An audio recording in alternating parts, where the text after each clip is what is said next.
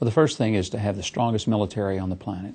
The second is to not use it unless you absolutely positively have no other option. I think those two, ironically enough, go hand in hand. And it may sound almost paradoxical, but the truth is the stronger your weapon, the less likely you are to actually have to use it. But it's important to have an incredibly strong, capable, ready military. But then we have to recognize that the kind of enemy we fight is not a traditional enemy that is going to be led to conquest by a conventional war. And one of the mistakes perhaps we made here was engaging in a conventional war format against a very unconventional enemy. The terrorists that we fight don't have a uniform or a flag or a nationality or a clearly identified identity. So we're not able to geographically locate them. We can't even locate them from any means other than what ties them together is a radical adherence to a perversion of Islam.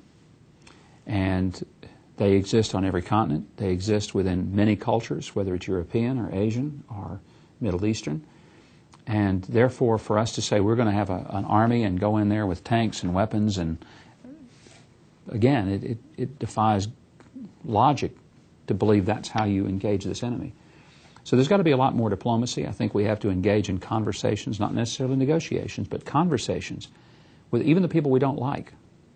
That would include the Syrians and the Iranians. But it needs to be done from an official standpoint, not to give away anything, not to somehow negotiate with their, in the case of Iran, nuclear capabilities.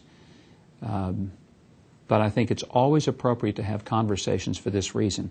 If you do have to ever exercise a military option, it's better to have done so having attempted at every level possible to avoid it than it is to engage in a military operation and have people wonder, why didn't you do something that might have prevented it?